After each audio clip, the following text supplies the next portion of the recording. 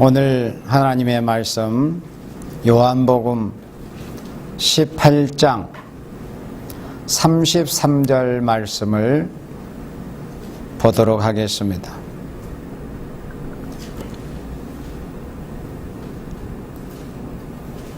요한복음 18장 33절로 35절 말씀을 합독해 올리겠습니다. 이에 빌라도가 다시 관전 예수를 불러 유대인의 왕 예수께서 대답하시되 이는 내가 스스로 하는 말이요 다른 사람이 나에 대하여 내게 한 말이요. 빌라도가 대답하되 내가 유대인이나 내 나라 사람과 대제사장 너를 내게 넘겼으니 내가 무엇을 하였느냐. 아멘.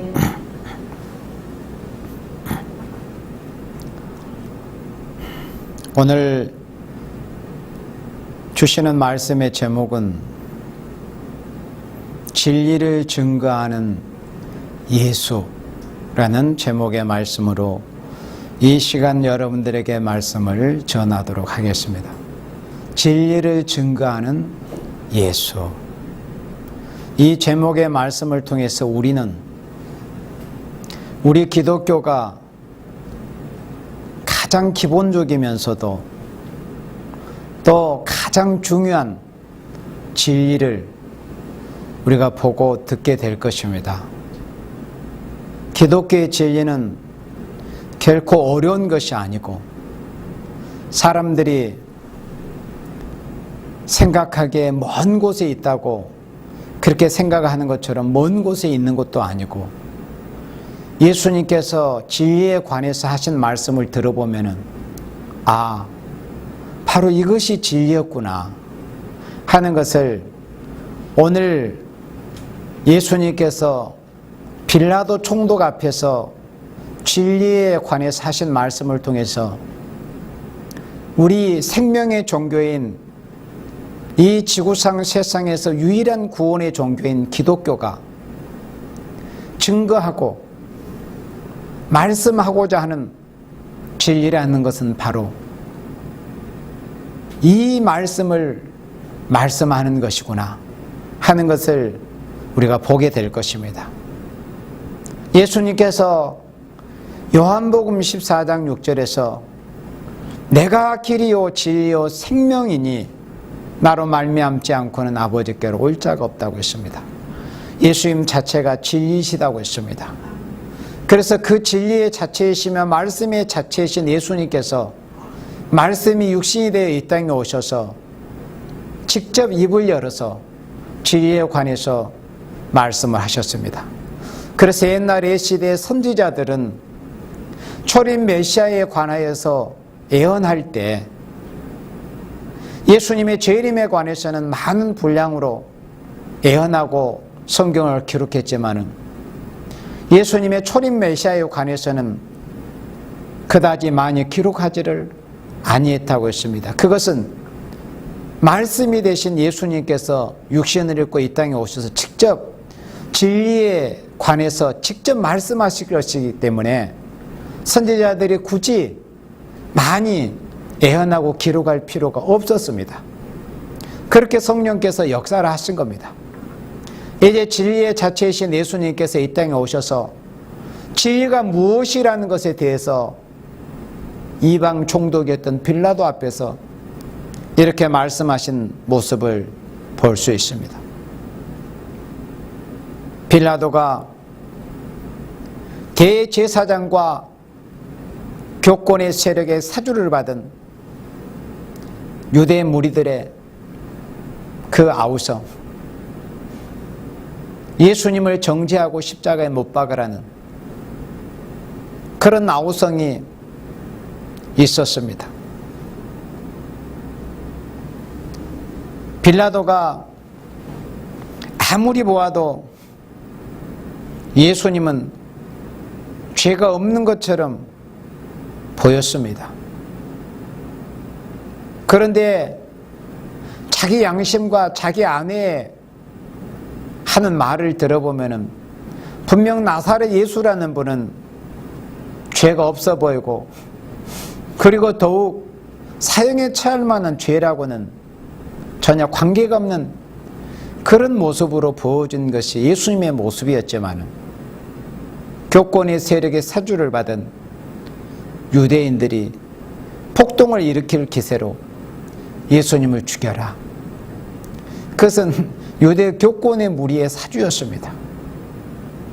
그래서 빌라도는 참 고민이 되었습니다. 지도자로서, 유대 민족을 통치하는 통치자로서 양심의 소리를 따를 것인가, 아니면은 많은 사람 수의 그 압박과 아우성이 굴복할 것인가. 결국에는 빌라도는 그 후자에 속한 사람이 되었습니다.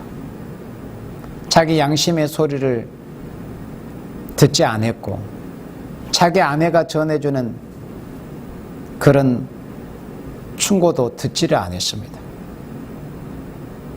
그래서 거의 2000여 년 동안이나 신앙 고백을 하는 사람들은 빌라도를 큰 죄인처럼 그렇게 고백을 하고 있습니다. 오늘날까지도.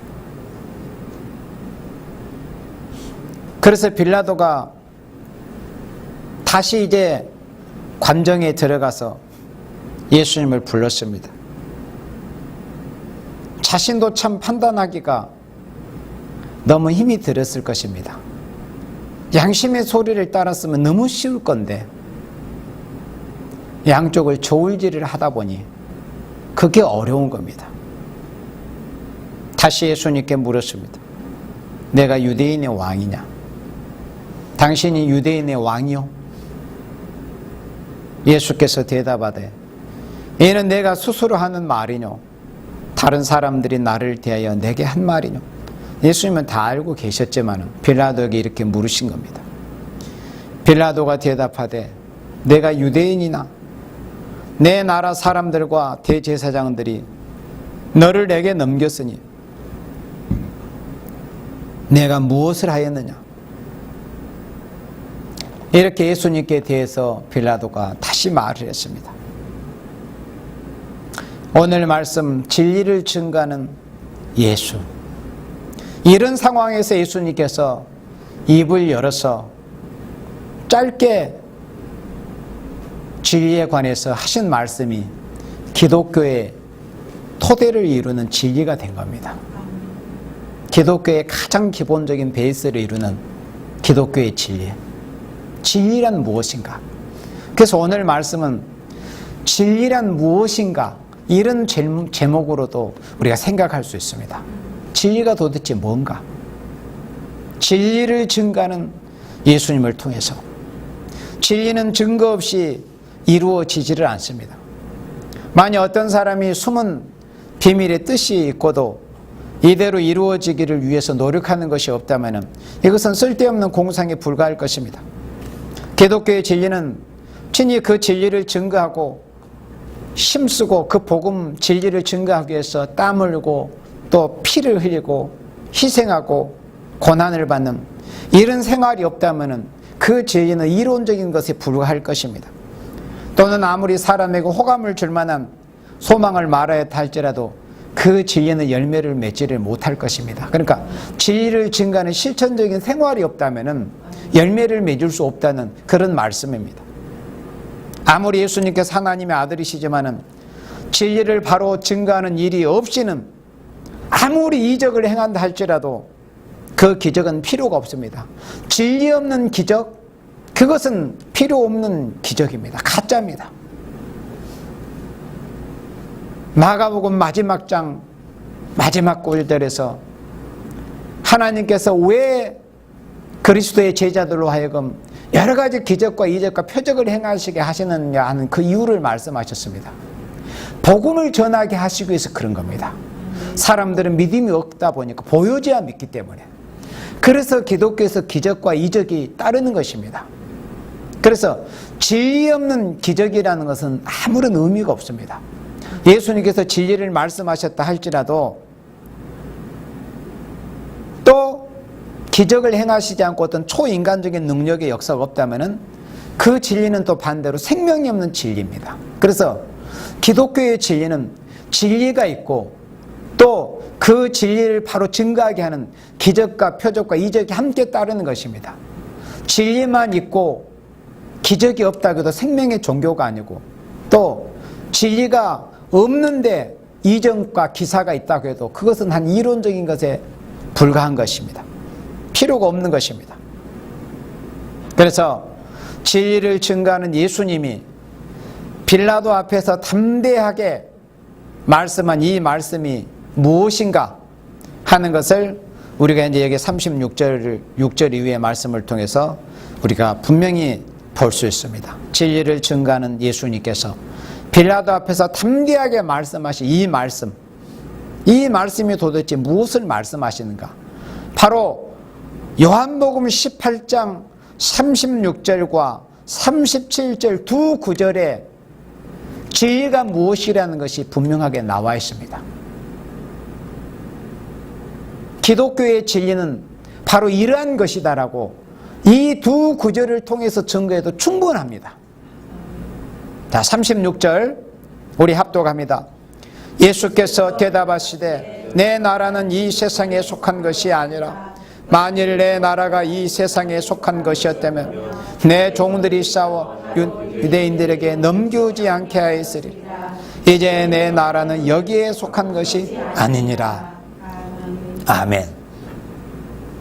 진리를 증거하신 예수님께서 증거하셨던 진리가 뭐냐? 진리를 증거하신 예수님께서 증거하신 그 진리의 내막이 뭐냐? 정말 중요합니다. 첫째는 세상 나라를 목적하지 않았다는 것입니다. 요한복음 18장 36절에 내 나라는 이 세상에 속한 것이 아니니라. 주님의 나라는 결코 이 세상에 속한 것이 아니라는 것을 말씀했습니다.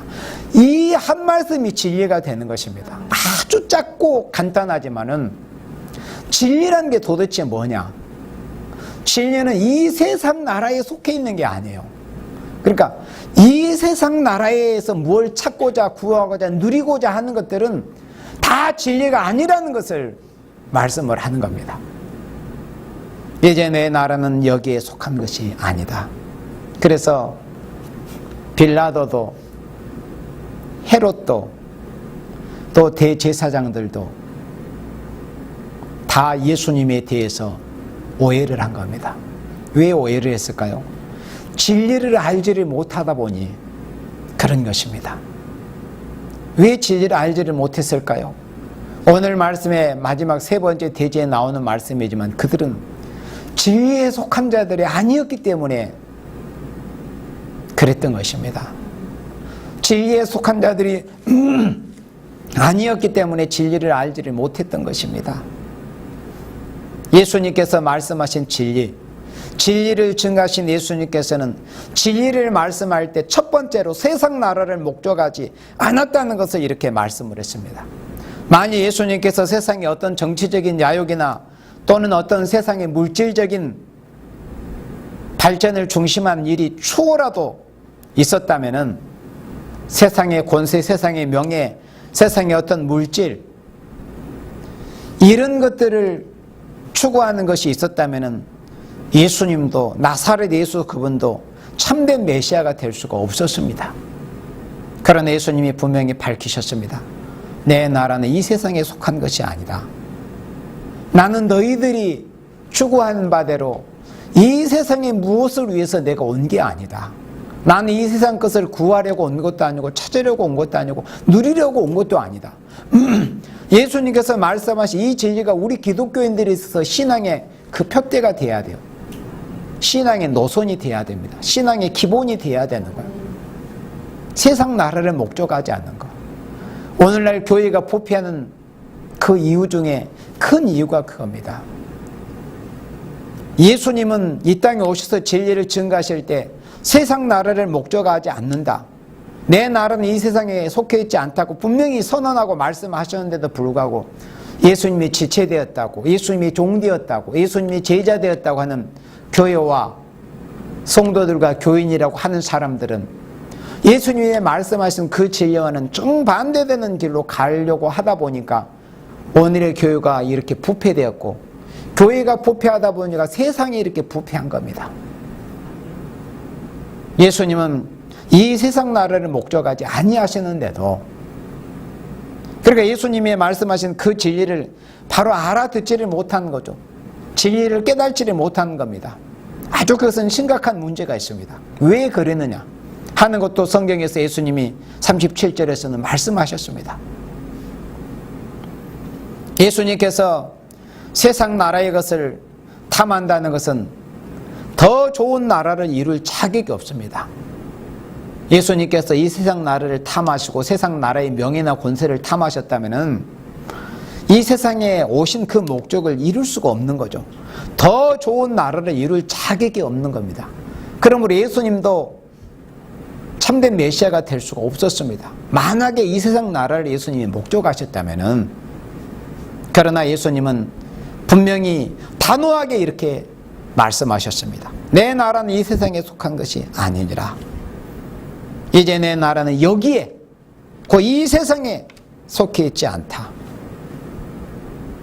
그리스도께서는 세상 나라에 추호도 국한된 것이 없기 때문에 세상 나라 사람과 세상의 어떤 이권을 두고서 다투신 일이 없었습니다. 관심들 필요도 없어. 어차피 이 세상 만유가 다 예수님의 것인데, 이 세상이 예수님을 통해서 이 세상이 비롯된 것인데, 있게 된 것인데, 그런 크신 예수님께서 뭘 세상에서, 하찮은 먼지나는 세상에서 뭘 바라셨겠어요. 예수님은 우리가 살고 있는 이런 먼지나는 죄악된 세상, 이런 나라를 읽어보시려고 예수님이 오신 게 결코 아니었습니다. 크고도 영원한 나라, 눈물, 고통, 죽음, 재앙, 전쟁, 근심도 걱정도 없는 아름다운 주님의 나라, 영원한 하나님의 나라, 영원히 무너지지 않을 왕국을 이루시기 위해서 오신 분이신데, 하찮게 이 세상에서 잠시 한 민족의 어떤 왕 노릇이나 하려고 그렇게 오셨겠습니다. 다 오해를 했던 거예요. 왜 오해했겠어요? 진리를 모르니까. 왜 진리를 몰랐을까요? 진리에 속한 자들이 아니었기 때문에 그랬던 것입니다. 만약 예수님께서 이 세상에 오셔서 세상 나라 사람들과 싸우다가 잡혀 죽였다면 그 십자가는 구속의 십자가일 수가 없습니다. 비겁하게 도망을 가시거나 아니면 원수들과 싸우다가 힘이 붙여서 약해서 잡히셔가지고 죽음을 당하셨다. 그러면 어떻게 인류를 구원하시는 메시아가 되실 수 있었겠습니까? 그 힘이 세상에 국한된 힘인데, 그래서 우리는 예수 그리스도의 종, 그리스도의 몸된 교회라고 한다면은 우리 예수님이 하신 이 말씀처럼 세상에 어떤 정치적인 배경을 둔다든지 또는 세상에 물질적인 배경을 둔다든지 이런 사람이 되어서는 안 된다는 거죠. 그러면 그리스도의 종이 될 수가 없습니다. 주님의 참된 지체로서의 역할을 할 수가 없습니다. 그렇다면 그런 사람은 진리에 속한 종이 아닙니다. 진리란 뭐냐? 이 세상 나라에 속해 있지 않는 겁니다. 이 세상 나라를 목적하지 않는 게 진리라는 거예요. 그러니까 예수님을 바로 믿는 사람은 세상에 대해서 초연할 수 있는 겁니다. 세상 것에 대해서 집착하거나 세상 것에 대해서 탐욕을 가질 필요가 없는 거예요. 골로새서 몇 장입니까? 탐심은 우상이니라. 골로새서 3장입니까? 탐심은 우상이니라. 탐심이 우상이라고 하지 않았습니까? 사람 마음속에 욕심을 가지는 것, 그것이 곧 우상입니다. 우상. 예수 바로 믿는 사람, 예수님께서 진리에 대해서 하신 말씀, 진리라는 것은 이 눈에 보이는 이 세상 나라를 목적한 것이 아니다. 이 세상에 보여지는 모든 것을 추구하는 것은 결코 진리가 아니다는 것을 이렇게 말씀을 하신 것입니다. 그 다음에 두 번째, 요한복음 18장 37절 합독합니다. 빌라도가 가로되 그러면 내가 왕이 아니냐? 예수께서 대답하시되 내 말과 같이 내가 왕이니라. 내가 이를 위하여 났으며 이를 위하여 세상에 왔나니 곧 진리에 대하여 증거하려 함이로다. 여기까지 읽겠습니다. 예수님께서 십자가의 죽음을 앞두시고 만약에 비겁하게 진리를 바로 증거하시지 아니했더라면 예수님은 십자가의 형벌에 넘겨지지 않았습니다. 그렇지만 예수님께서 죽음을 앞두시고 예수님이 진리를 말씀하신다는 것은 자기의 생명을 버린다는 의미입니다. 생명을 내어놓는다는 의미입니다. 그래서 바른 진리의 증거라는 어떨 때는 어떤 경우는 자기의 생명까지 함께 내어놓을 수 있는 그런 경우도 그런 어떤 상황도 발생할 수 있는 것이 참된 진리의 증거입니다. 예수님이 빌라도 앞에서 진리를 말씀하시지 아니했다면 굳이 십자가에 내어지지 않았습니다. 그러나 예수님은 진리를 말씀하심으로 인해서 그래 너의 말과 같이 내가 왕이 맞다.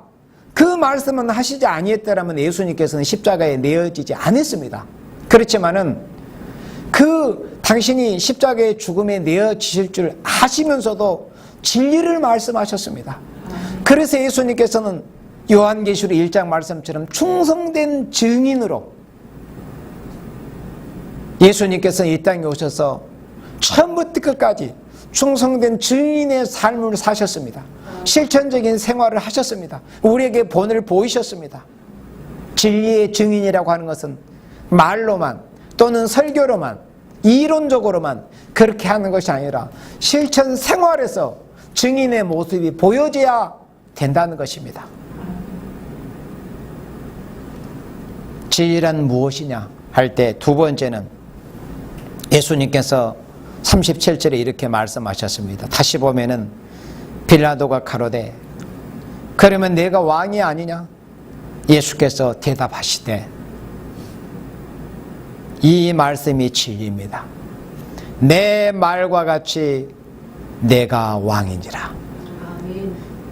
내가 왕이니라. 내가 왕이다. 내가 왕이다. 이 짧은 이 한 말씀이 진리 중에 진리입니다. 아멘. 예수님은 자기가 왕이라는 것을 말씀하셨습니다. 예수님은 당신이 왕이시라는 거예요. 세상 사람들은 다 미쳤다고 했겠죠. 그때 당시. 그리고 자신이 왕이라는 말씀을 안 하셨어도 죽지 않았을 건데 굳이 왜 무리하게 저런 이상한 소리, 미친 소리를 하면서 굳이 십자가에 죽으려고 하는가? 사람들이 이해할 수 없었습니다. 그렇지만은 예수님은 당신 자체가 진리이셨기 때문에 진리를 말씀하실 수밖에 없었습니다.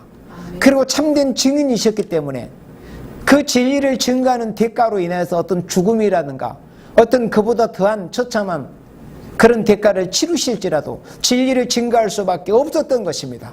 참된 증인이란 그러한 것입니다. 예수님은 당신이 왕이라는 것을 말씀했습니다. 예수님은 자기가 왕이라는 것을 말씀하셨습니다. 이 말씀의 의미를 그때 당시에 빌라도나 대제사장이나 교권인물이나 유대인들은 바로 알아듣지를 못했습니다. 예수님이 왕이라고 하시니까 분명히 앞구절에 말씀했잖아요. 내 나라는 이 세상에 속한 것이 아니다. 그런데 앞의 말씀을 바로 알아듣지를 못하니까 내가 왕이라고 그러니까 마치 이 세상에서 왕 노릇을 할 것처럼 이렇게 생각을 했어요.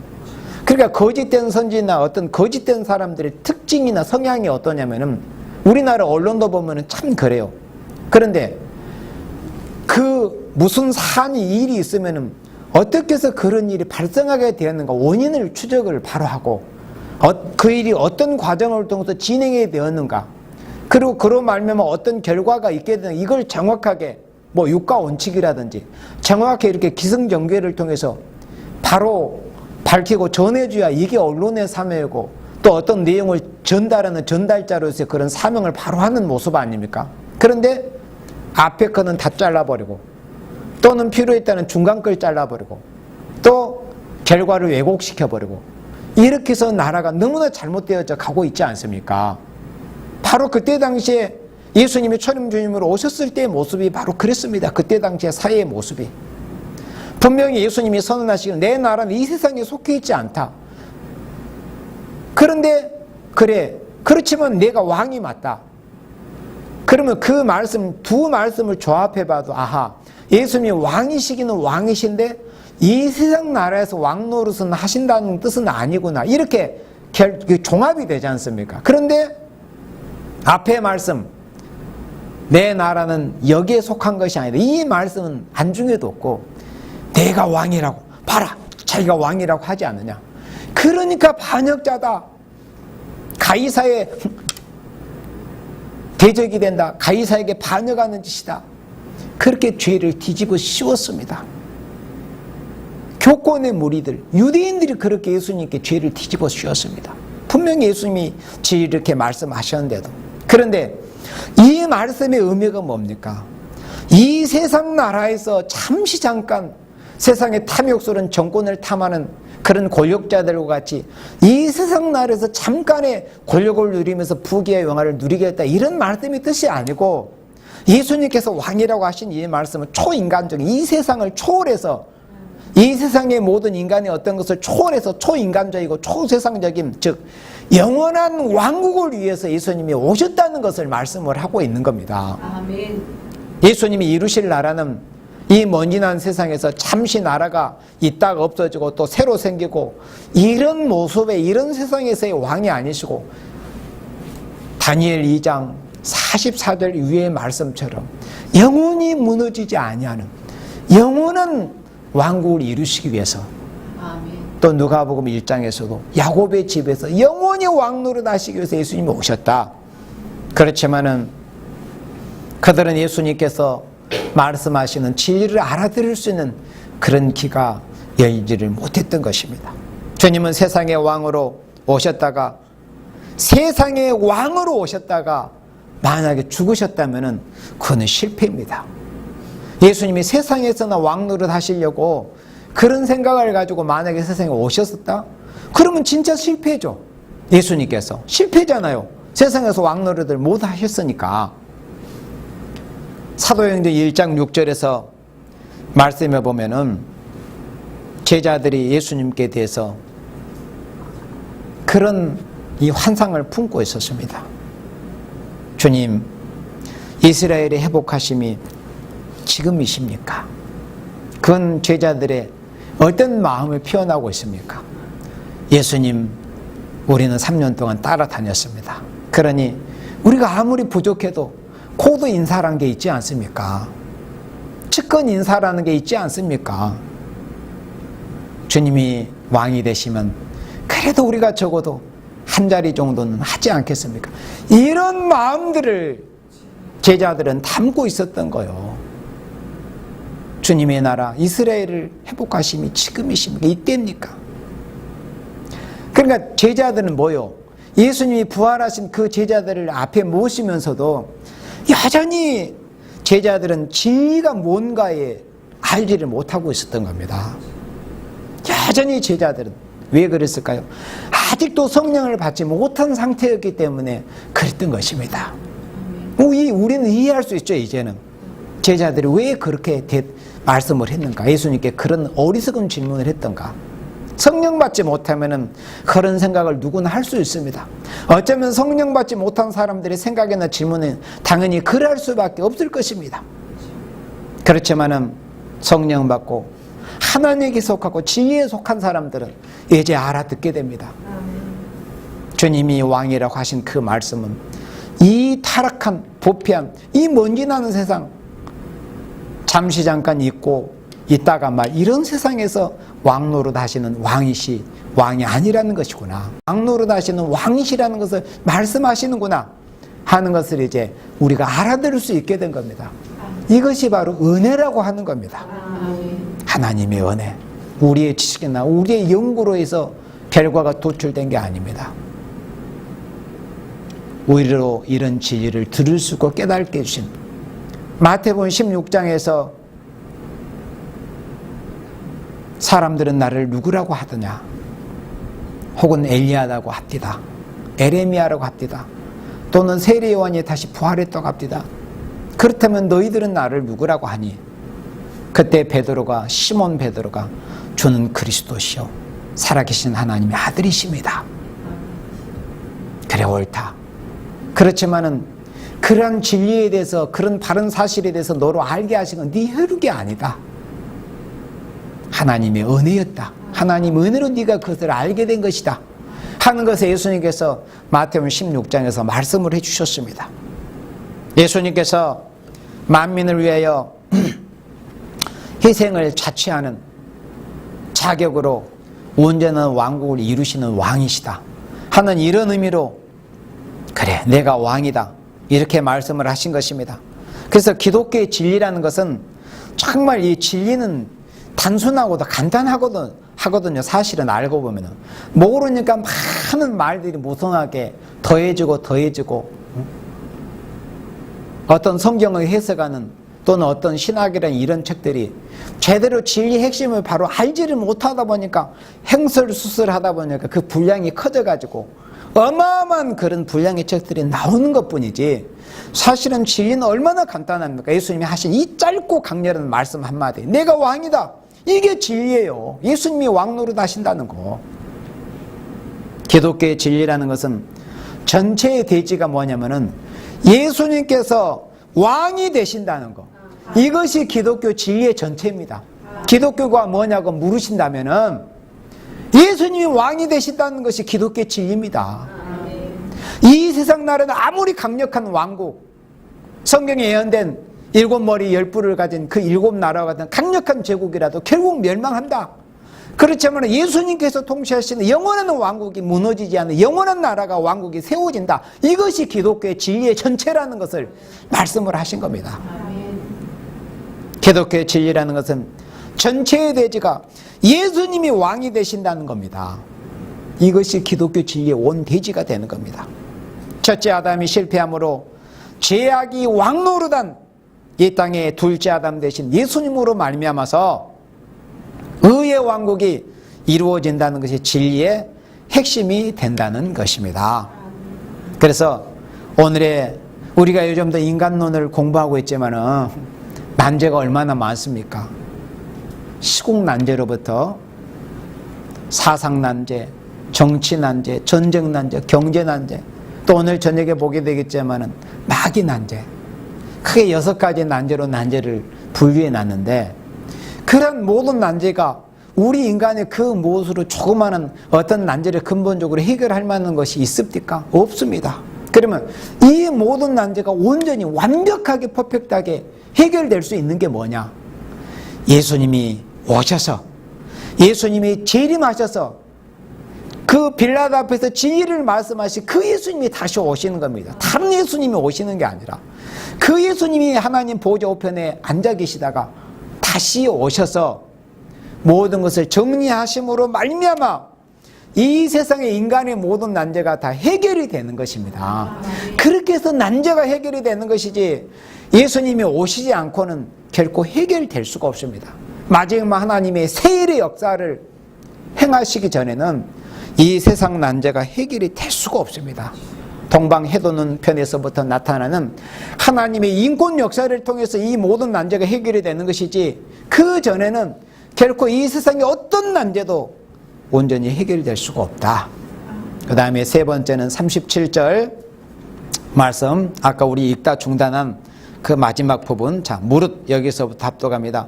무릇 진리에 속한 자는 내 소리를 듣느니라 하신대. 아멘. 진리가 무엇이라는 것을 예수님이 말씀하실 때 세 번째로 오늘 말씀의 마지막 대지입니다. 진리를 증가하신 예수님께서 진리에 관하여서 뭐라 말씀을 하셨는가? 진리에 속한 자만을 위하여 일하신다는 것을 말씀하셨습니다. 진리에 대하여 증거하려 함이로다. 무릇 진리에 속한 자는 내 소리를 듣느니라. 내가 이를 위하여 왔으며 났으며 이를 위하여 세상에 왔나니 곧 진리에 대하여 증거하려 함이로다. 무릇 진리에 속한 자는 내 소리를 듣느니라. 이렇게 예수님께서 말씀하셨습니다. 이 말씀의 의미는 예수님의 진리의 역사라고 하는 것은 진리에 속한 자만을 위하여 역사하신다는 겁니다. 일하신다는 거예요. 진리에 속한 자만을 위해서. 진리에 속하지 않는 사람은 하나님의 진리에 그 원대한 경륜을 이루시는 데 있어서 다만 들러리에 불과한 겁니다. 우리 하나님은 진리에 속한 자만을 위해서 일을 하시는 겁니다. 하나님이 사람을 세상에 낼 때부터 그 심령이 진리에 속한 자로 택함을 입은 자도 분명히 있습니다. 성경은 예정론을 말씀하고 있습니다. 또 반대로 악에 속한 자로 택함을 받은 자도 있습니다. 가룟 유다에 대해서 성경에 예언이 되어 있습니까? 안 되어 있습니까? 시편 기자는 성령의 감동으로 그렇게 가룟 유다에 대해서 예언을 했습니다. 그렇게 감동해서 기록한 기자가 바로 다윗이었습니다. 함께 밥을 먹고 함께 했던 그런 생명이 왕 대신 기름 부음을 받으신 메시아를 배반할 것에 대해서 다윗은 예언을 했습니다. 저에 대해서 기록된 말씀이 이룬다는 것을 예수님이 증명해 주셨습니다. 가룟 유다에 대해서. 그러니까는 하나님께서 사람을 내실 때 그 심령이 진리에 속한 자로 택함을 받은 사람이 분명히 있습니다. 그것이 성경의 말씀입니다. 또 반대로 가룟 유다와 같이, 또 아합과 같이, 이세벨과 같이, 또 헤롯과 같이 악에 속한 자로 택함을 받은 자가 분명히 있음을 우리는 성경을 통해서 볼 수 있습니다. 예수님께서 세상에 오신 것은 진리에 속한 자를 위하여 오신 것입니다. 요한복음 10장 27절에 예수님이 이렇게 말씀하셨습니다. 내 양은 내 음성을 듣는다. 그리고 예수님께서도 나는 저희를 안다고 하셨습니다. 그리고 저희는 나를 따르느니라. 내 양은 내 음성을 듣는다고 했습니다. 예수님께서도 나는 저희를 아신다고 했습니다. 그리고 저희는 나를 따르느니라. 그러니까 예수님, 진리에 속한 자는 예수님의 음성을 듣습니다. 예수님이 하시는 진리의 말씀을 듣습니다. 그리고 예수님이 그들을 다 낱낱이 아십니다. 그리고 누가 어린 양 되시는 예수님을 바로 따르게 되느냐, 예수님이 하시는 진리의 말씀을 듣느냐, 예수님께 속한 생명들, 예수님의 양된 생명들만이 예수님을 따를 수 있습니다. 요한복음 10장 27절의 말씀이 그거, 저희는 나를 따르느니라 했습니다. 저희가 누굴까요? 진리에 속한 자들입니다. 주님이 창세전에 택하신 생명들입니다. 그래서 진리라는 것은 진리에 속한 자만을 위해서 일하신다는 것이 진리라는 겁니다. 아멘. 진리의 증거라는 것은 택한 자를 찾기 위해서 있는 것뿐입니다. 진리의 증거라는 것은 진리의 증거의 목적, 복음이란 건 뭐예요? 택한 자를 찾기 위해서 복음이 전해지는 겁니다. 복음이 전해지는 목적이 그렇습니다. 택한 자를 찾기 위해서 복음이 전해지는 것이다. 예를 들면 목자가 음성을 내는 것은 자기 양을 들으라는 것입니다.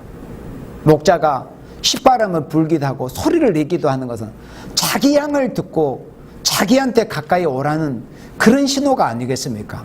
그와 같이 예수님께 오셔서 증거하시는 것은 마귀의 자식들을 위해서가 아닙니다. 불택자들을 위해서 그런 것이 아닙니다. 그러므로 예수님께서 오셨을 때 바리새인들에게 이리 말씀하셨습니다. 너희가 내 양이 아니기 때문에 듣지 않는다고 말씀을 했습니다.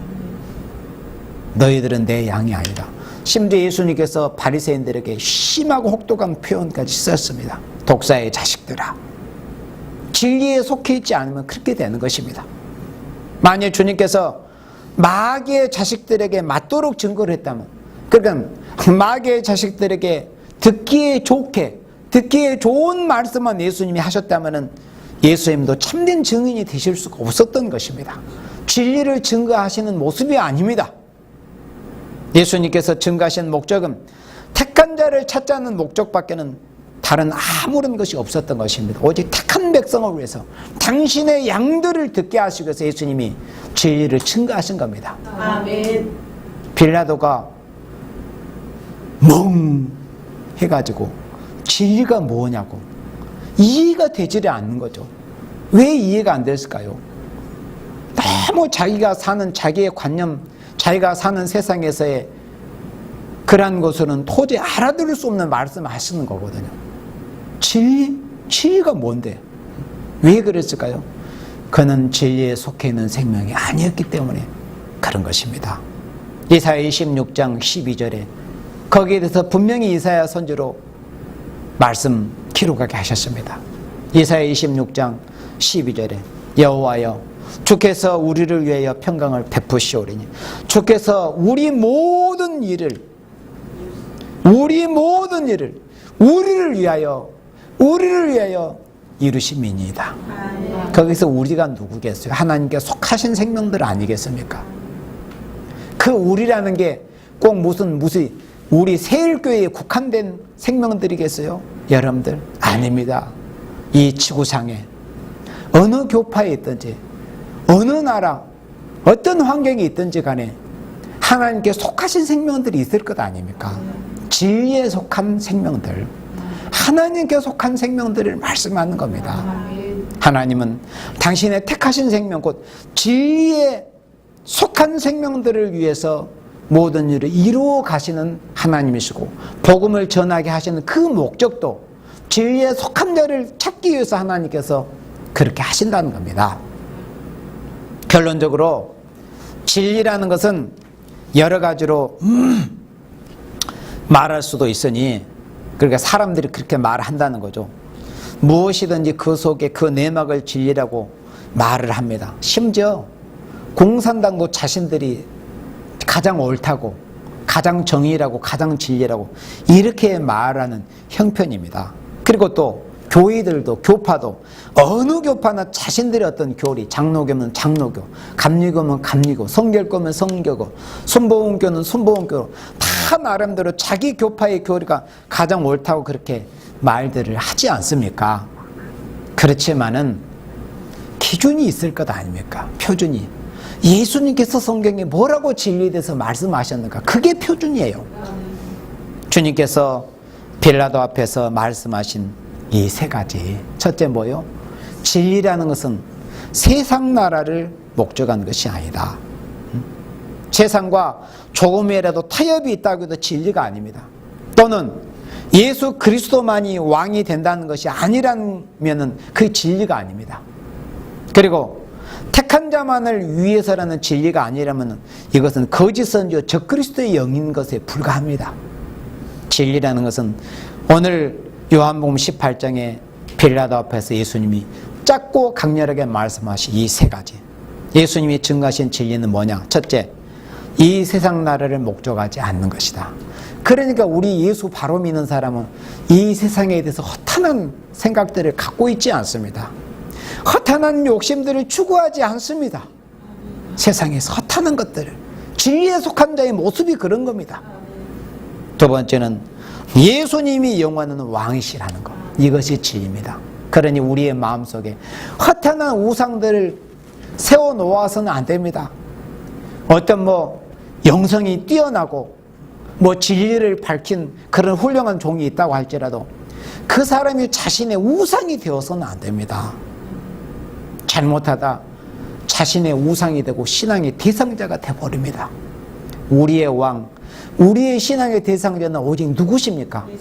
예수십니다. 나사렛 예수 그리스도 한 분뿐이에요.